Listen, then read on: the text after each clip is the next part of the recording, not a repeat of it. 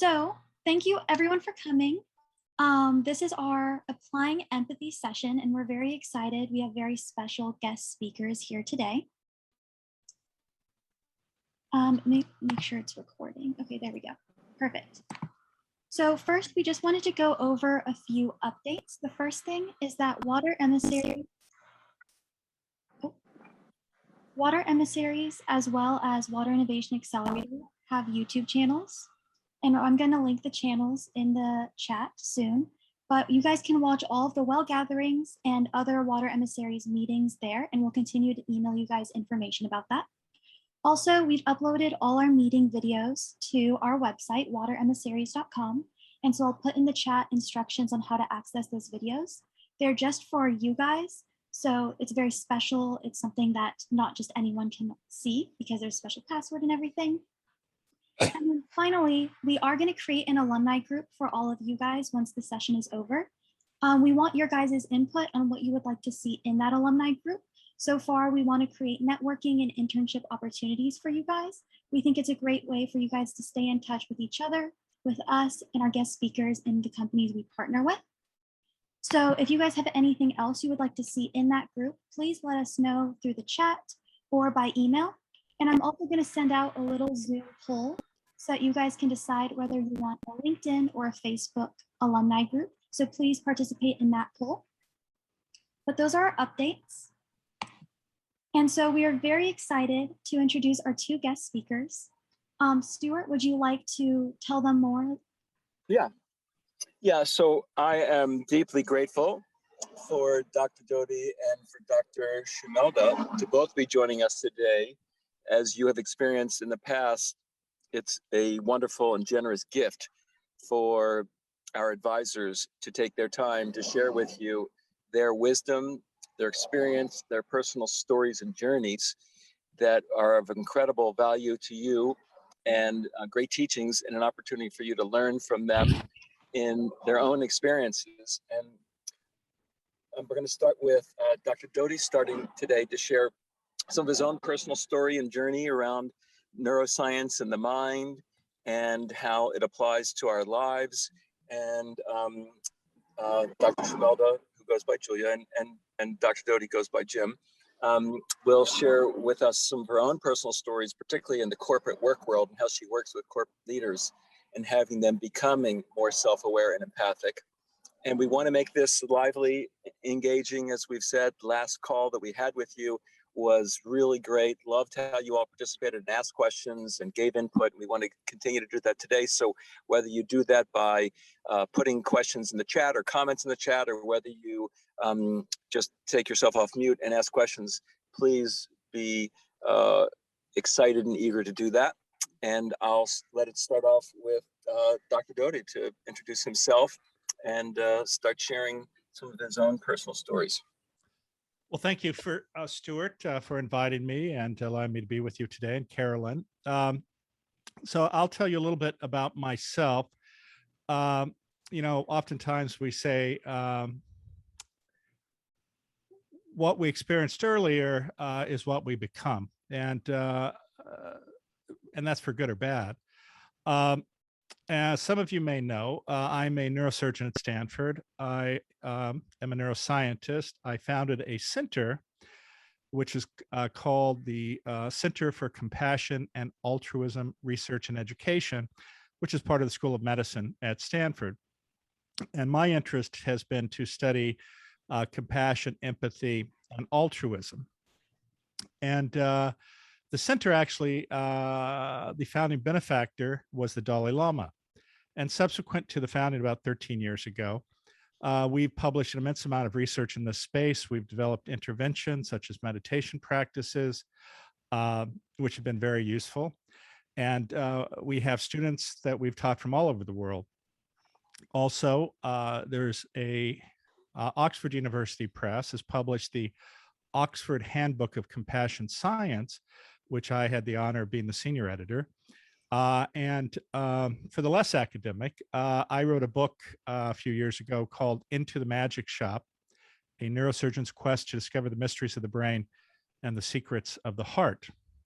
And in many ways, it talks about Resilience, it talks about understanding in terms of how people feel, assessing their emotional states, and understanding your emotional states.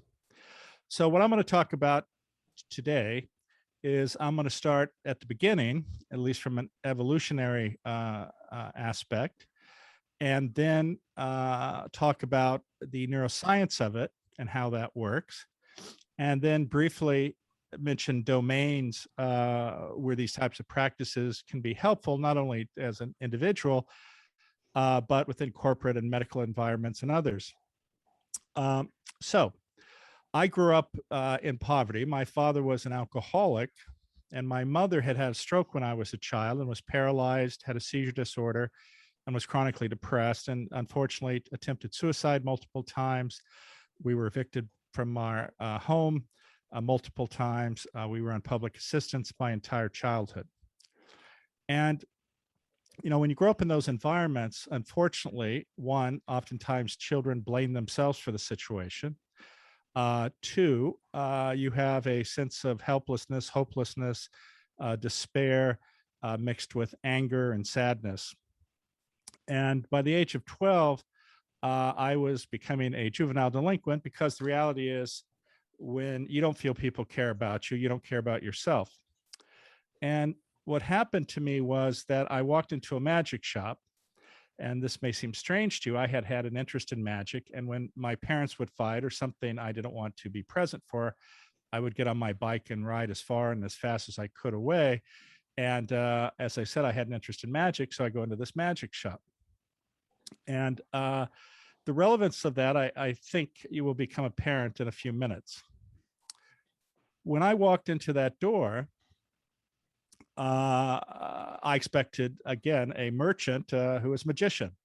But the person who was sitting in front of me on the counter, she was an elderly woman, somewhat overweight, long wavy gray hair, wearing glasses on the tip of her nose and a chain around them, and reading a very thick paperback book.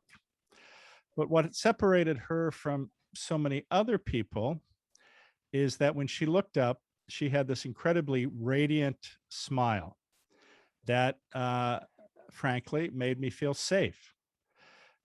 She asked a few questions, and I sensed that, number one, she was interested in the answer. Two, that she was not judging me. And three, that she was actually treating me like a respected adult, or if you will, gave me my dignity.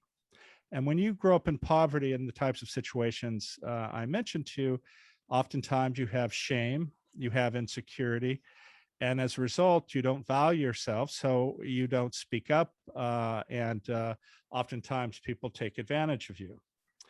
So after we spoke for a little bit, she looked up at me and she said, you know, I really like you. And she'd asked some questions that normally I would not answer about my personal life.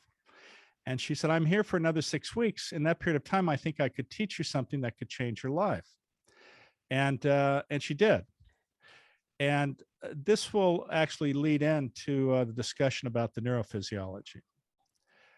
So what I did not realize was that my own mental state affected my physiology.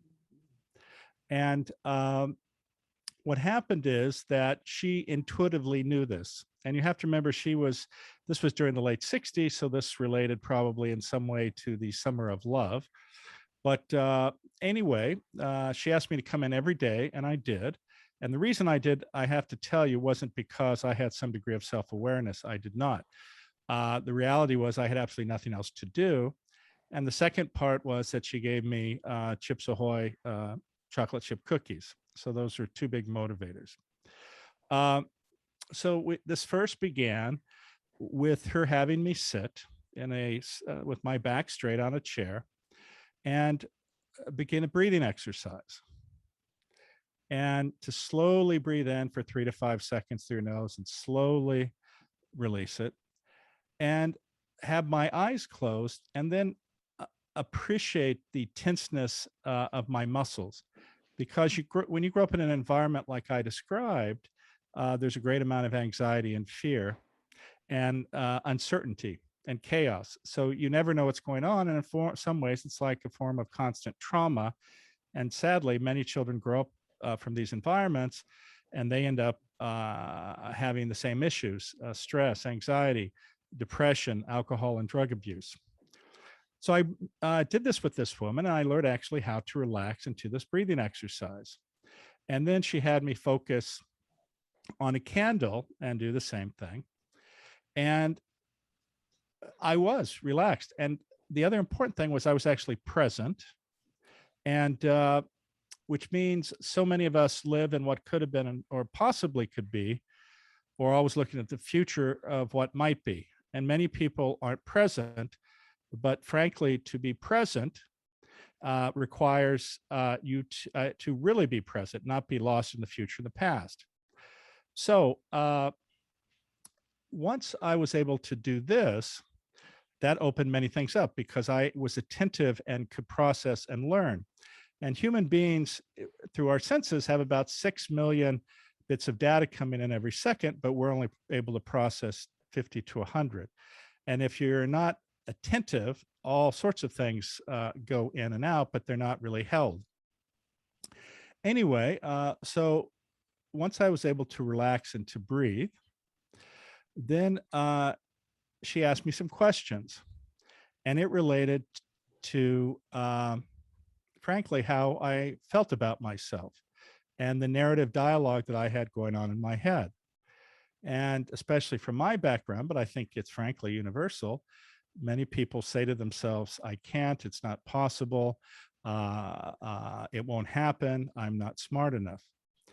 And I would suggest that if I ask people to raise their hands, almost everybody will have experienced it or do experience it. The problem is when you listen to those feelings and you think it's truth, then once you say it's not possible, that becomes your reality. So in some ways, for you to be truly present, for you to be able to attend, and frankly, also to see the true nature of reality separated from the biases that you hold. And so that's what this type of a practice did, and it made me realize I could change that dialogue. So I changed it to one of self-affirmation and self-love and self-kindness. And what happened then was that I now was much more empathetic to others, because when you're telling yourself these negative comments, you're focused on yourself, you're not outwardly focused. And when you're able to show compassion, empathy, demonstrate altruism, that's when that really happens. So what do those definitions mean? Compassion means the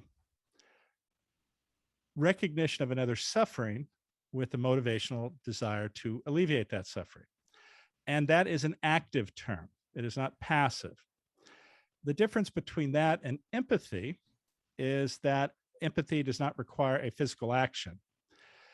And what happens is empathy doesn't require suffering. You can have empathic joy.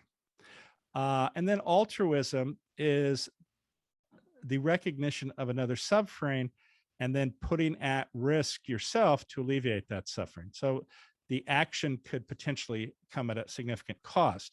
And this is much different than routine philanthropy, where people are called altruists.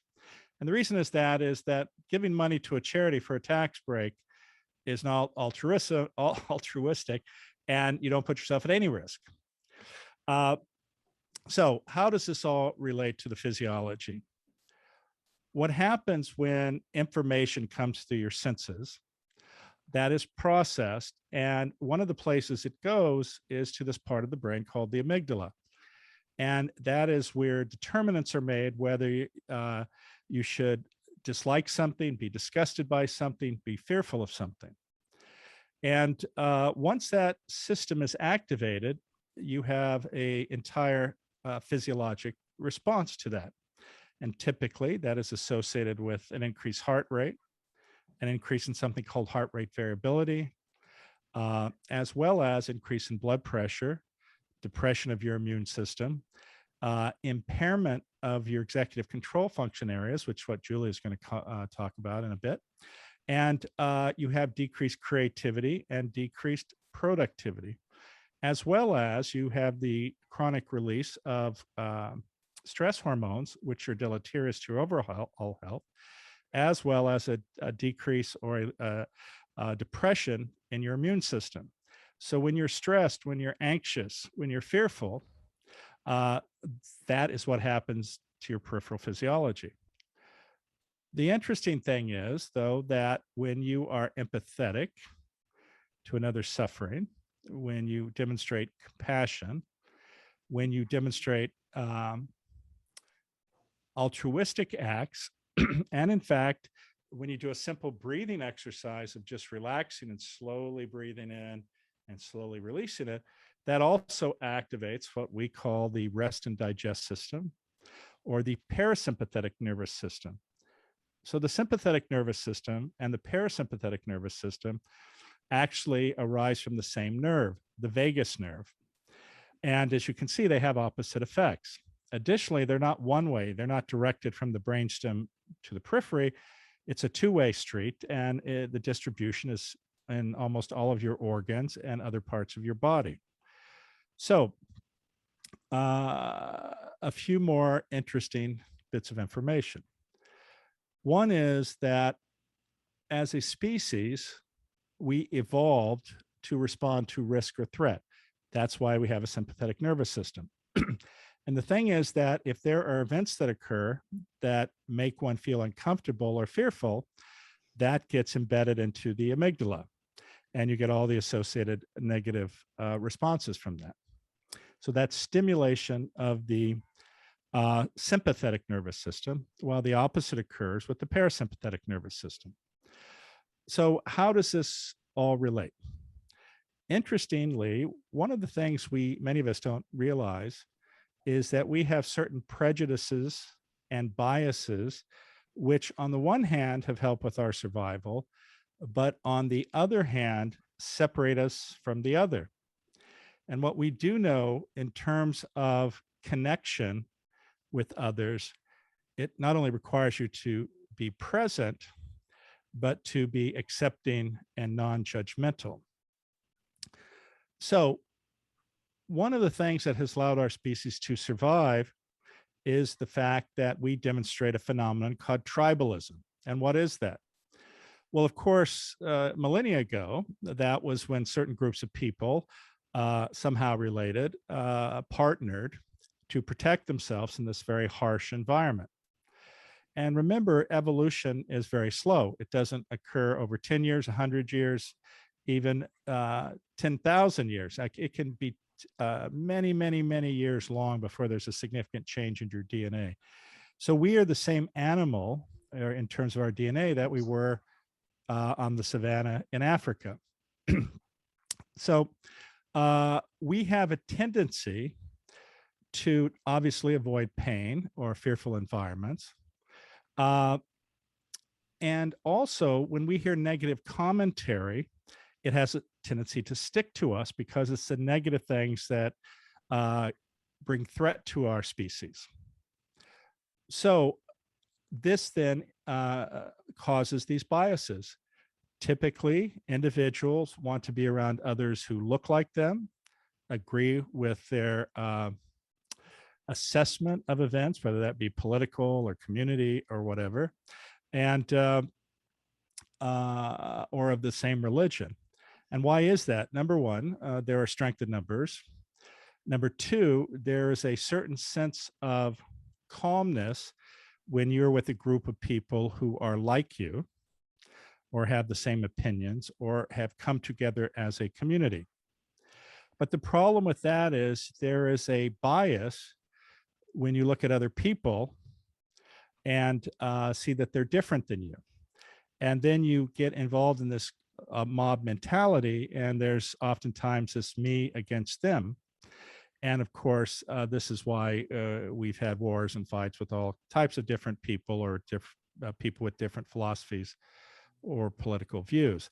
But unfortunately, in the face of our present situation, where we have plenty, we choose not to act generously or kind or empathetic. So how does this relate to the work that you anticipate doing, and how can this knowledge be helpful to you? First, this quote is attributed to Viktor Frankl, but nowhere in his writings is it actually documented. But the quote is as follows: between every stimulus, there is a response, and within that response, there is a pause, and within that pause lies your freedom.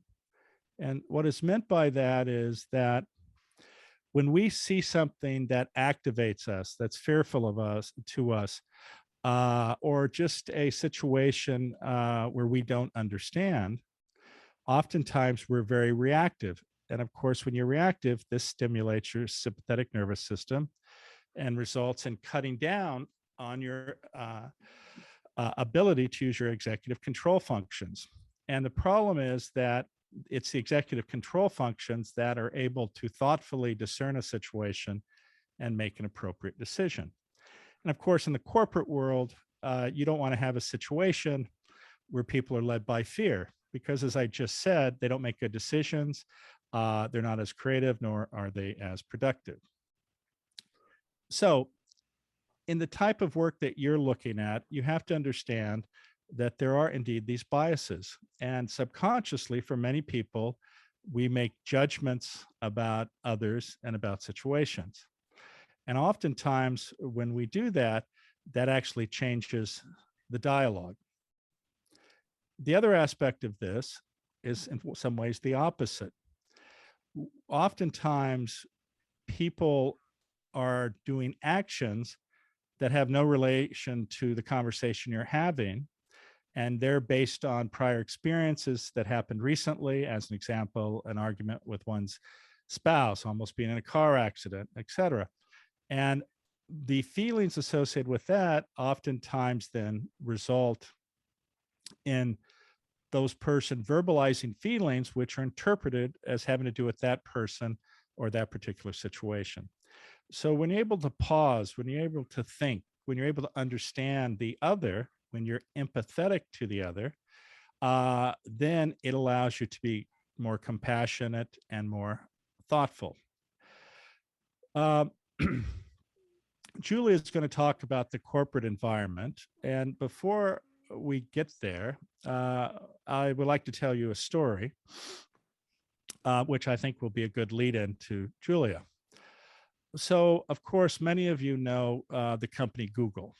And the founders of Google, I would submit to you, on some level have Asperger's syndrome or autism spectrum disorder. And the reason I say that is that they're not good at showing their emotional states or even interpreting emotional states, but they had a false notion that success is attributable to academic performance. And for many years, they did not allow individuals from a number of schools to even apply. And those schools that they did attend, you had to be in the top 5%. So obviously, Google is filled with many of these individuals, and many of them are on the Asperger spectrum. So why is all of that important? Well, Google is a data analytics company, and they want to understand what improves teams, make people more productive, et cetera. So they did a study which was called the Aristotle study. The Aristotle project, right. In fact, this is so funny, Jim. I was going to lead in with essentially what you said and then talk about the Aristotle study. So this is brilliant. Well, should I continue, or would you like to? No, please. And then, you know, my story will just be the application of your intro. This is so funny. Yeah. So what happened is they did this study, and in the interval, though, to really understand what makes people perform, they designed the study. But the interesting aspect was, by this time, Google had acquired many companies. Many of the employees or individuals running those companies did not graduate at the top of their class, did not go to an exclusive or elite college, but obviously were very successful because Google bought them. So they did this study. And the interesting thing about this is basically about being empathic, being kind, being compassionate. So what did they find? One of the interesting things was that there was zero correlation between what college you attended or what whether you're at the top of your class. None. Interestingly, and you're talking about individuals leading teams and things, even domain experience had little relationship to success. Mhm. So what did? Being authentic.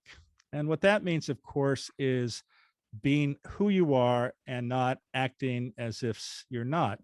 It also, though, requires you to be vulnerable, to be able to share stories with individuals of your own experience, your own suffering, and ways in which you overcame that suffering. Because when you share like that, when you're authentic, that is how you truly connect with another person. The other thing, which is interesting, is that oftentimes, people who in no way would you expect, at least by the criteria they had been using, are incredibly successful. Now, it's funny because I've given a few talks at Google, and I told them, I said, look, they spent $50 million on this over 3 years. Yeah. I said, I would have done it for 49 million and answered the question in 5 minutes. Because, as Julia is going to share with you, when you feel like you have psychological safety, Yes. when you feel calm, when you feel that you're important and not just a widget, when you feel that your opinions are listened to and mean something, when you feel that it's okay to fail as long as you are doing the best you can, these are what allow human beings to thrive. And this is what actually allows you to truly be compassionate, because the very nature of corporate success, at least maximal corporate success, is creating a fundamental environment where people feel safe and where they feel listened to. I'll tell one more really quick story. In my book, which of course I would strongly recommend you buy, as I said, it's in 40 languages. And what's funny is the Korean pop music band BTS used it as the basis of their third album, which is called Love Yourself, Tear. And there's a song in there called Magic Shop. But in my book at the end, I was asked to give a lecture, the keynote address at something called White Coat Ceremony, where medical students are, it's the day before they start school. And they give them a white coat, they take the oath of Hippocrates. And they said, we want you to give them something and a deep, profound speech. And the thing, though, I wanted to give them ultimately was for them to have a tool and an easy way to utilize that tool or remember it. So what I came up with was 10 letters of the alphabet. And of course, medical students have to memorize a lot, and they use mnemonics. So in some ways, this is a mnemonic, but this is the practice I use every day when I sit at the side of my bed, when I breathe. I think of joy and awe being in this world, and then I go through this alphabet. And the alphabet is as follows. C is for self-compassion, because to be empathetic, to be kind, to see the true nature of reality, you first have to be kind to yourself. D is recognizing the dignity of every person. E is practicing equanimity, this evenness of temperament. The life is one where we have ups, and for many of us, we want to hold on to that feeling of being up because, of course, it feels great, but this is all transitory. It never stays that way. And of course, this is the same of things that happen that are painful for you. This is transitory as well. But the interesting thing is these downtimes also oftentimes gives you the greatest insight and wisdom in your life. So having this evenness of temperament and understand the transitory nature of these experiences is very helpful. And then F is forgiveness, practicing forgiveness towards others or people who you feel have done wrong to you. G is gratitude. H is humility, understanding that you're no more important than another person and that their opinion is important. I is having integrity and values that bound your behavior in your life and define your mission in life. J is for justice or a sense of fairness. And in our privileged positions, we have a responsibility to care for the vulnerable. And of course, water is one of the key components of a human being, not even thriving, simply surviving. And then, of course, there's kindness, just simply doing good acts towards others with no aspect of suffering. And then all of this is contained by love. Mm. And so this is a mantra that I use every day, and it centers me every day about who I want to be and how I walk in this world. So without further ado, I want to introduce Julia, who's going to give us some actually practical experiences, certainly in the corporate environment, and also some wonderful insights. Beautiful. Thank you so much, Jim. And I just want to speak to the emissaries. I promise you, Jim and I did not have a chat before this happened, but this could not have been a more perfect segue, because essentially you gave my intro. And so, you know, let's add an S to that and say synchronicity. Yes, absolutely. Yes. So, yeah, I have been incredibly fortunate to travel all around the world and do courses, generally in a corporate context. But what's true is, since it appeals to our humanity, it's applicable to any relationship, right? Because as I always tell my CEOs, you were human before you became a CEO. So all of these principles apply. And I was also going to cite the Google, the Aristotle study. And there's just one other study that I'm briefly going to mention, because again, it applies to all of us in any relationship. But there was a study by the Center for Creative Leadership on what is the difference between a good leader and a great leader, all things being equal. And they did a longitudinal retrospective study. And what they found is the only variable between a good leader and a great leader is that a great leader knows how to make his or her people feel valued. So here we are again, understanding, compassion, empathy, altruism. And so I'm going to tell you a story of an actual workshop that I did. Right before COVID, I was flying to South Africa every other month for 2.5 years. Had a contract there with a large bank, and they really just wanted to work on their culture, up-level their leadership. And so I just had the incredible privilege of meeting some of the most amazing people, having some of the most amazing experiences. I have completely fallen in love with Africa, her people, her animals. It's an amazing place. So let me take you into this room. This is a corporate workshop. There are 20 very high-level managers in the room, and I've got 2 tables of 10. And as it happens to turn out, in this room in South Africa, there are 10 Black high-level managers and 10 white high-level managers. And as it further turns out, at the one table are the group of 10 white managers, at the other table, the group of 10 Black managers. Now, it isn't that they were saying, I'm not sitting on that side, but you know, probably a touch of tribalism. Everyone sort of gravitated to where they felt most comfortable. And so I'm thinking, okay, so this is interesting because I didn't want to somehow become obvious and say, let's play musical chairs and mix this up.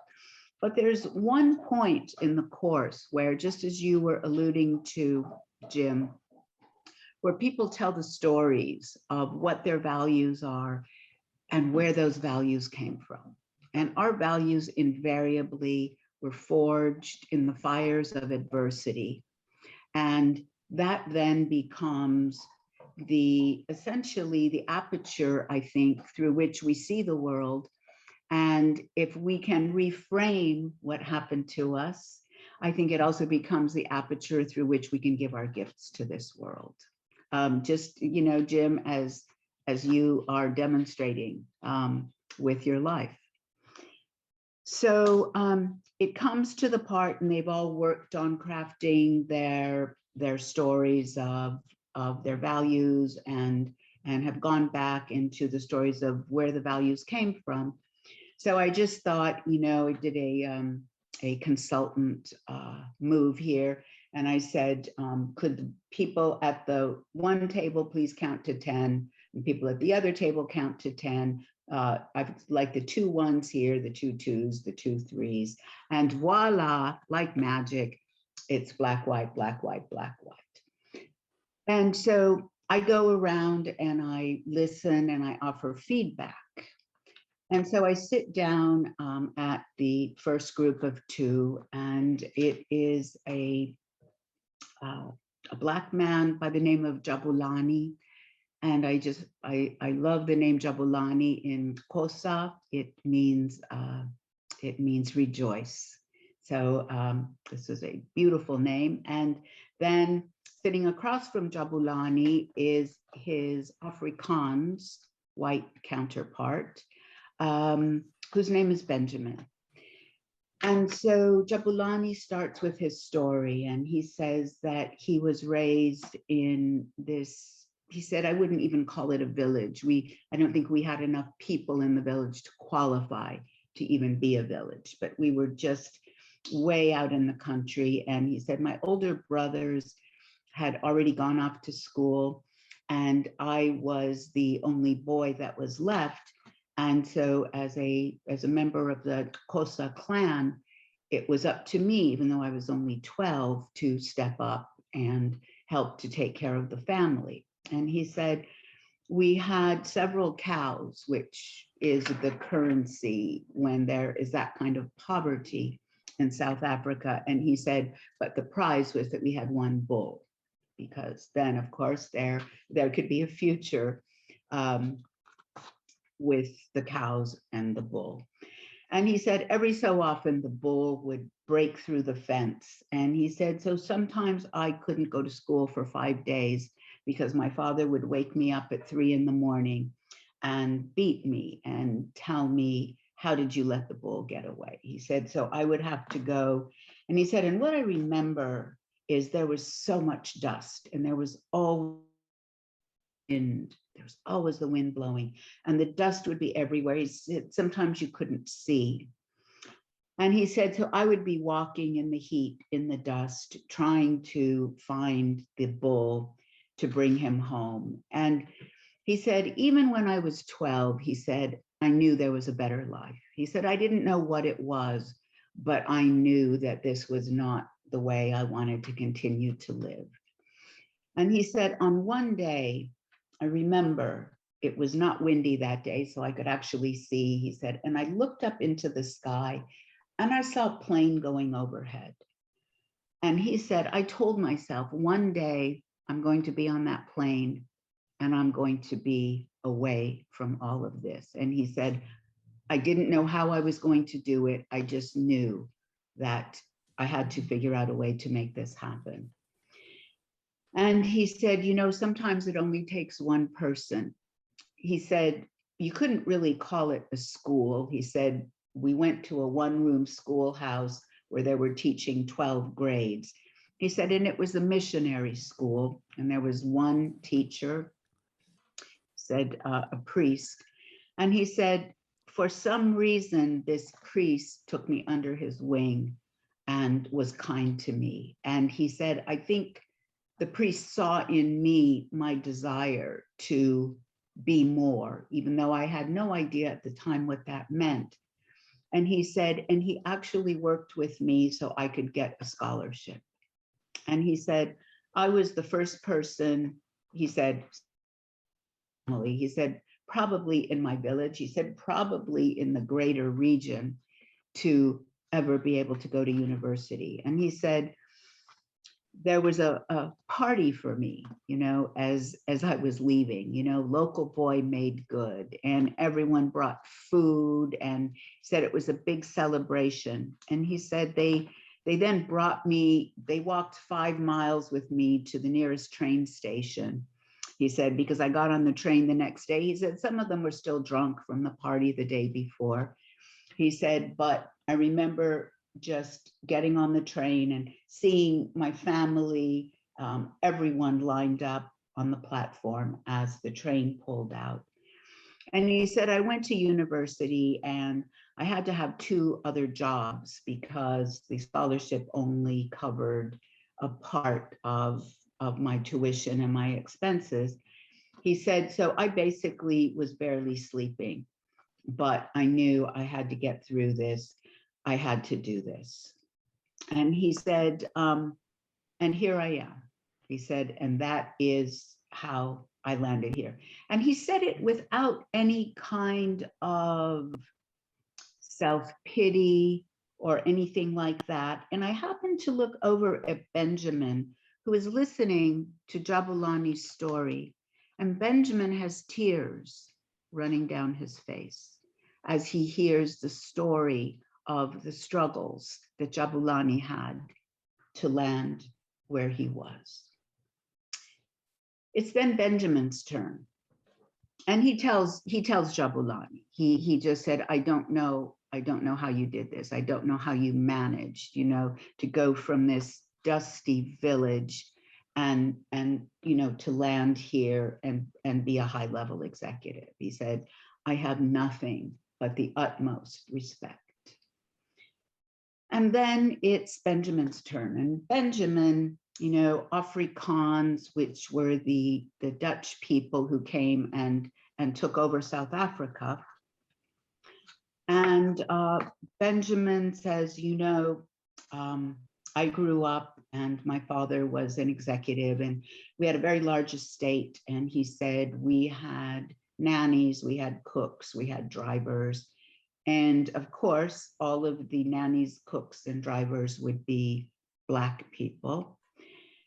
And Benjamin then went on to say, he said, and so the first 7 years of my life, he said, I basically thought I was the crown prince, right? I mean, everything came my way. He said, I had 5 brothers and sisters.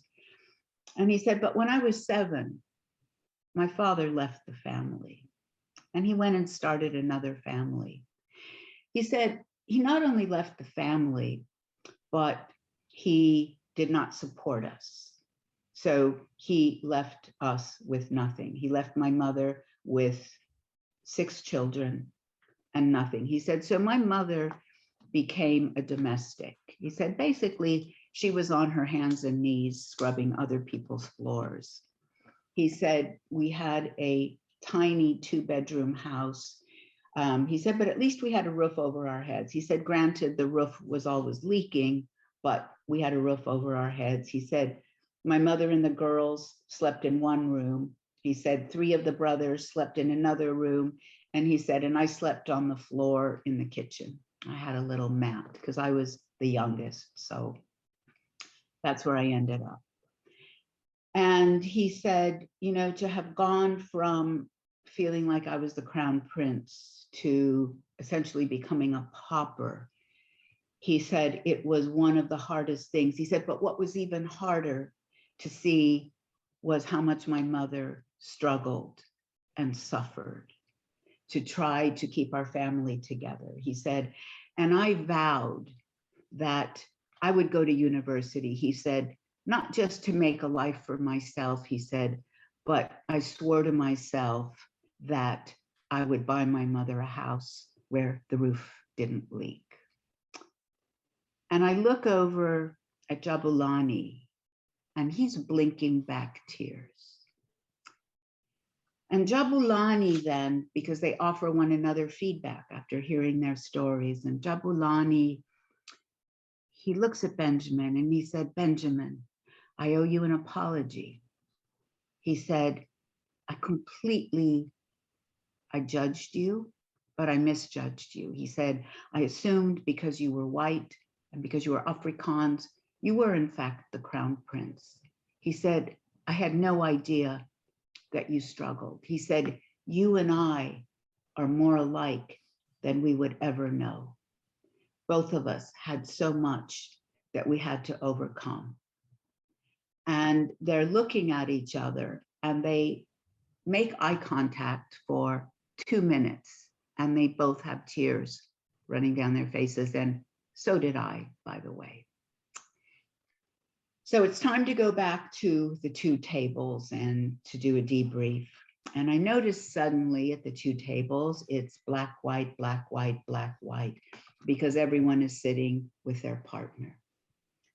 And as I was closing the session, I ask them always, you know, what is one takeaway from the 2 days? And it's time for Jabulani to speak. And Jabulani gets up, and at the same time, Benjamin gets up, and they got their arms around each other, and Jabulani goes first, and he says, you know, December 16th every year in South Africa is what we call the Day of Reconciliation, which is basically meant to be a day for Black and white to come together, celebrate the end of apartheid. And he said, but really, we all know you can't legislate. He said, it comes from a good place. He said, but you can't legislate reconciliation. And he says, and today, what happened? He said, Benjamin and I, we lived reconciliation. We lived reconciliation. We embodied, we became reconciliation. Still touches me. And it's Benjamin's turn. And he said, here at the bank, and I know the bank means well, he said, we have classes on diversity, on inclusion and belonging. He said, well, it's a good idea. He said, it's cerebral, it's cognitive, you tick the box. He said, today, Jabulani and I, we lived diversity, belonging, and inclusion. And what happened there is essentially applied neurobiology. It's essentially applying all the principles that Jim was just speaking about. We are hardwired. We are loaded at the factory for affiliation. And affiliation, this kind of thing, I mean, if we had done blood work pre and post, what we would have seen is that the immune system of both Jabulani and Benjamin, the immune systems would have been enhanced. So it's this piece around connection, empathy, you know, and I saw that the name of this was Solving Problems with Empathy. And so I always tell people, whether they're solving problems or just having human contact, to the extent that we can take a moment to connect with people on a deeper level, to the extent that we can find places where we can bond, we can find places of commonality. What that does is it actually reduces the tribalism, the bias. And by making those contacts, by just reaching out to people, and you know, we have that opportunity anytime we connect with another human. We have that opportunity in the grocery store, you know, to talk to the people in line in front of us, behind us, to just have that moment of connection. So I just really want to just invite you, encourage you to look for those opportunities, to make those opportunities, to create those opportunities for connection, for contact, for empathy, for compassion, and for altruism. It is our way to give our gifts to the world. Beautiful, Julia. And I would just end that by also saying every day gives us an opportunity to be of service to another. And, you know, oftentimes we'll sit there and say, well, I don't, you know, have any money, or I don't have any position of power, or I don't have X, I don't have Y.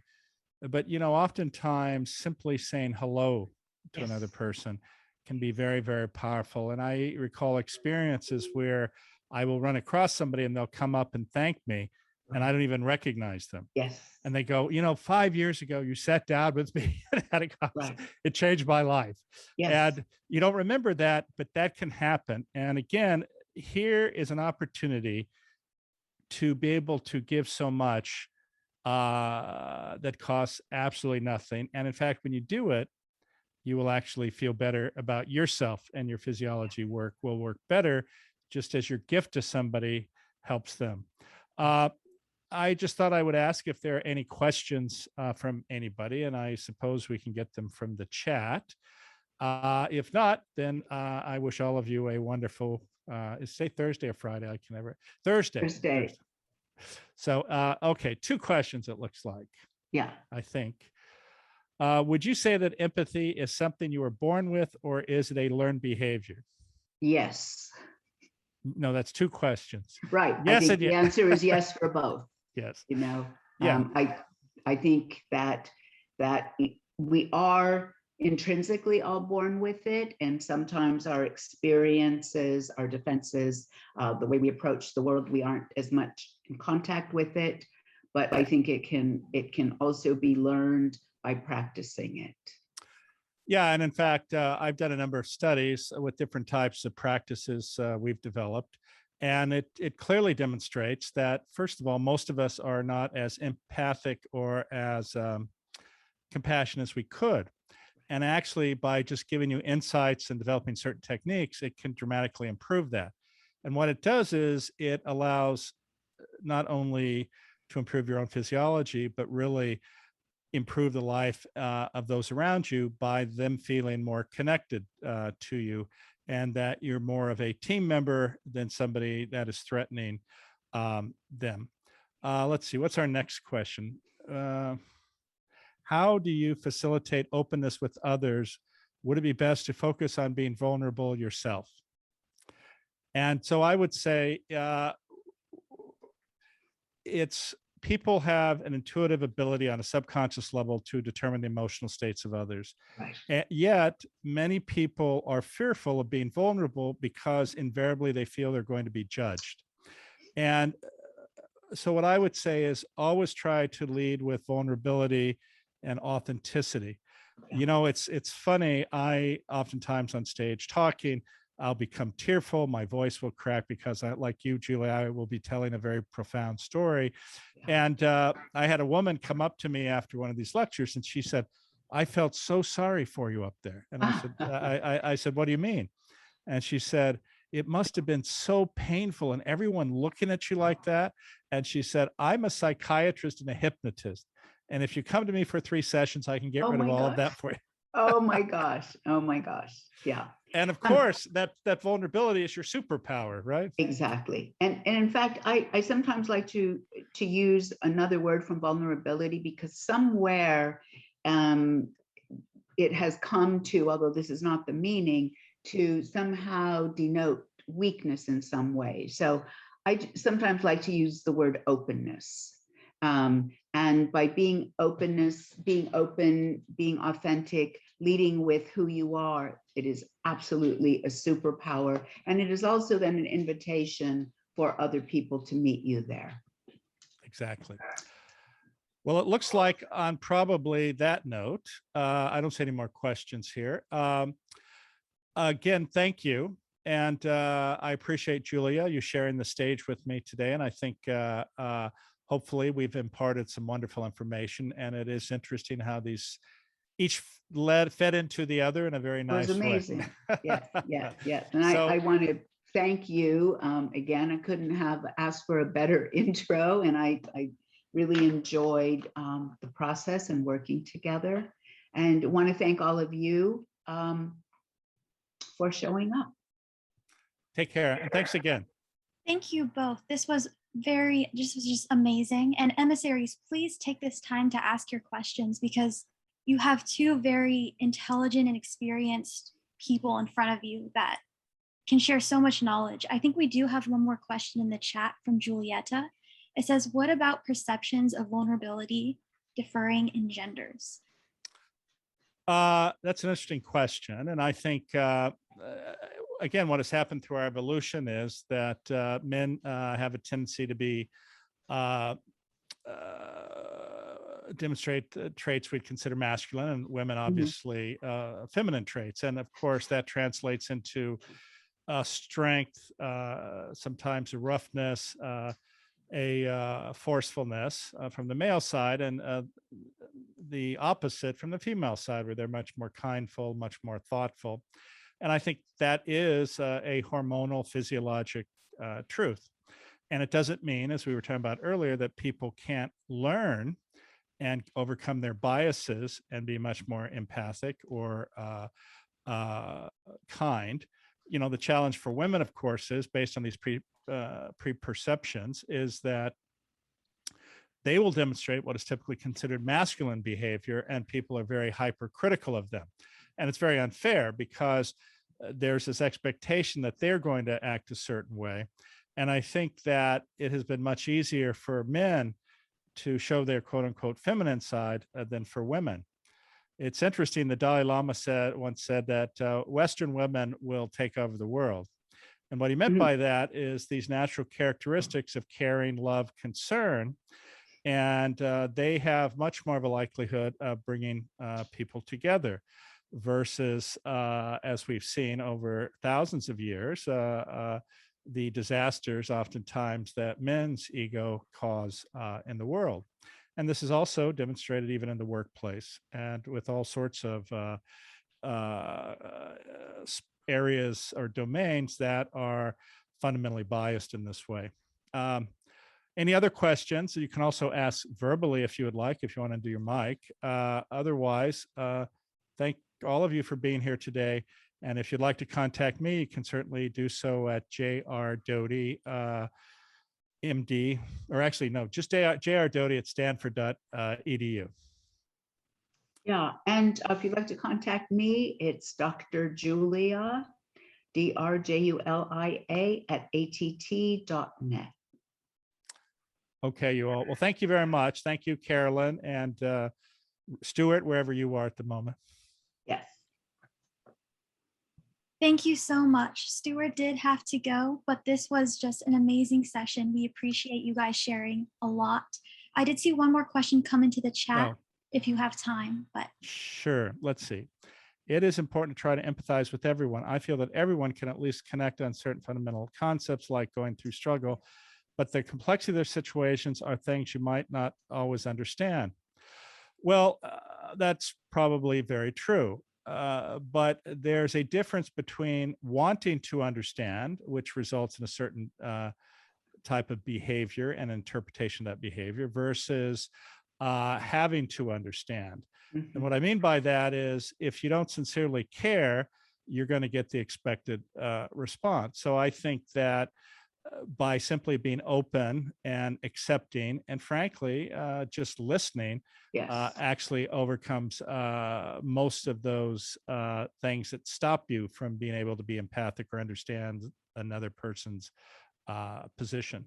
Yes, yes. And just to also say, it's absolutely true. Sometimes we really cannot understand what another person is going through. And sometimes what holds us back is we feel we don't have the proper words because what's happening is just so immense. And I think just as Jim said, to listen and then even to say something like, you know, I wish I had the words, you know, I wish I had the magic words. I wish I knew what to say to lessen your pain. Just something like that, just being real and authentic and even saying, I wish I knew the right thing to say now, but there are no words. And the other thing is, one of the worst things you can say is, boy, I understand exactly what you're feeling. And, you know, as an example, if your son was murdered, you don't understand exactly what that other person's, you can't possibly understand. And so be very careful about that terminology because that can be interpreted in some ways as either minimizing or frankly shifting the focus to you versus truly listening to the other person. And that's really what it's all about. One last comment. If you look at these areas of the world called the blue zones, and these are places where people have over to 100, oftentimes the cause of that is being told that it's due to diet, and certainly diet has something to do with it. And you'll see a gazillion number of Mediterranean cookbooks. But the thing that has more significance by multiples has nothing to do with food. It has to do with human connection and deep relationships. That's the much, much more important. And I will tell you, whether it's in your personal life or your business life, that is absolutely the thing that improves your health and also makes you feel happy, because when you're thinking about the other, when you understand that the other is you and you act accordingly, that leads to a happy and meaningful life. So thank you all. Thank you again, Julia. And thank you. Thank you, Jim. Take care. All right. Bye. Thank Bye you now. all. Have a great day. Thank you Thank so you. much. Bye And thank now. you, emissaries, for coming to our meeting. We're going to see you guys all next Monday. Thank you, guys.